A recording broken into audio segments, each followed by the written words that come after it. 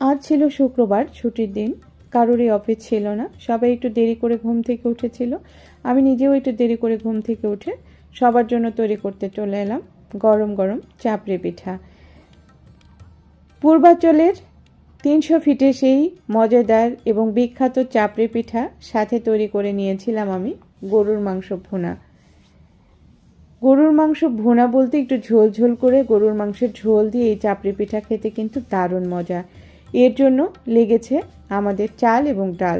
আমি এখানে 500 গ্রাম ভাতের সিদ্ধ চাল এবং 250 গ্রাম মসুরের ডাল রাত্রে ভিজিয়ে রেখেছিলাম সারা রাতের জন্য। সকালে এটাকে ব্লেন্ড করে নিয়েছি এবং সাথে দিয়ে দিচ্ছি মরিচ, রসুন এবং পেঁয়াজ। এগুলো আমি আলাদা ব্লেন্ড করে নিয়েছি। সবগুলো ব্লেন্ড করা হয়ে গেলে এখানে আমি দিয়ে দিচ্ছি স্বাদ মতো লবণ এবং সে ব্লেন্ড করে রাখা মরিচ, রসুন এবং পেঁয়াজের পেস্টটা, এবং সাথে দিয়ে দিব আমি একটু হলুদ গুঁড়া। হলুদ গুঁড়োটা এখানে কেউ চাইলে দিতে পারেন, কেউ না চাইলে না দিতে পারেন, এটাকে স্কিপ করে যেতে পারেন। তবে হলুদের গুঁড়োটা দিলে কিন্তু চাপড়িটা দেখতে সুন্দর হয়, আর যে জিনিস দেখতে সুন্দর হয় সেটা কিন্তু আসলে খেতেও লোভনীয় হয়। তো এখানে আমি একটু লবণ দেখে নিচ্ছি, লবণটা ঠিকঠাক আছে। এখন আমি এর মধ্যে দিয়ে দিব কিছু ধনিয়া পাতা কুচি। ধনিয়া পাতা কুচি দিলে কিন্তু আরও বেশি সুন্দর হয়। তবে কেউ যদি ধনিয়া পাতা খেতে না চান তাহলে এটাকে বাদ দিতে পারেন। এবার ধনিয়া পাতা দিয়েও আমি আবার সবগুলোকে একসাথে সুন্দর মতো মিক্সড করে নিচ্ছি নেড়ে ছেড়ে। তো এ পর্যায়ে আমি যেভাবে মাখিয়েছি, মানে যতটা ঘনত্বে মাখিয়েছি, আপনারা কিন্তু এটা দেখে বুঝে নেবেন। এটা আসলে বুঝানোর কিছু নাই, আমার নাড়া দেখে বুঝতেই পারছেন কতটুকু ঘন হয়েছে, আমি দেখিয়ে নিয়েছি। তবে এর চেয়ে আরেকটু পাতলা করলেও কিন্তু আপনি চাপড়িটা তৈরি করতে পারবেন। তো বেশি পাতলা হয়ে গেলে কিন্তু আবার চাপড়িটা মচমচে হবে না। এই তো আমি একটা চুলাতে লোহার কড়াই দিয়ে আমি এটাকে গরম হতে দিয়েছিলাম। এবার এটা তাপ দেখে নিলাম। যখন দেখা যাবে এরকম হাত এতটুকু উঁচুতে সহ্য হচ্ছে না, দ্যাটস মিন আমার তাওয়াটা গরম হয়ে গেছে। এবার আমি একটা ডালের চামচের সাহায্যে এটাকে উঠিয়ে এটা সুন্দর মতো মিশিয়ে দিচ্ছি। দেখেন, এটা দেখে বুঝে নিতে হবে আমি আসলে কিভাবে দিচ্ছি। এটা দেওয়া হয়ে গেলে আমি যেহেতু প্রথমবার দিলাম তাওয়াতে, তাওয়াটা যদি পর্যাপ্ত গরম না হয়ে থাকে তাহলে কিন্তু চাপড়িটা উঠতে চাইবেন না। এই জন্য আমি জাস্ট উপর থেকে একটু সয়াবিন তেল দিয়ে দিচ্ছি। এই ক্ষেত্রে যদি আমার তাওয়াটা একটু গরম নাও, মানে কমও হয়, তাও কিন্তু আমার চাপড়িটা উঠে আসবে এবং প্রথম অবস্থায় পোড়া লেগে যাবে না।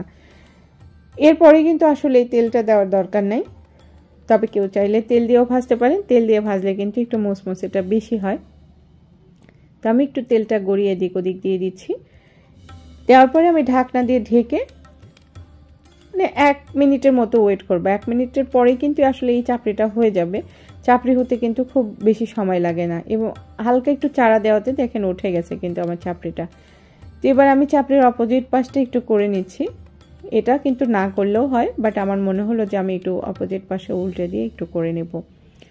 তো এটা কিন্তু আসলে আমার হয়ে গেছে। প্রথম করা মানে তাওয়াতে ছিল বলে একটু কিন্তু পোড়া পোড়া হয়েছে। এবার আমি দিয়ে দিচ্ছি দ্বিতীয় চাপড়িটা। আপনারা যদি বাসায় এরকমভাবে তৈরি করে খেতে চান, অনেক আপুরাই আছেন যারা বাসায় এই চাপড়িটা তৈরি করতে চান কিন্তু তাদের চাপড়িটা ভেঙে যায়, তোলার সময় উঠে না বা এইরকম মুচমুচে হয় না। তো সেই সব আপুরা চাইলে আমার এই ভিডিও রেসিপিটি দেখে কিন্তু আপনার এটা তৈরি করে নিতে পারেন। কিন্তু দেখেন আমার দ্বিতীয় চাপড়িটি কি সুন্দর হয়ে উঠে আসছে।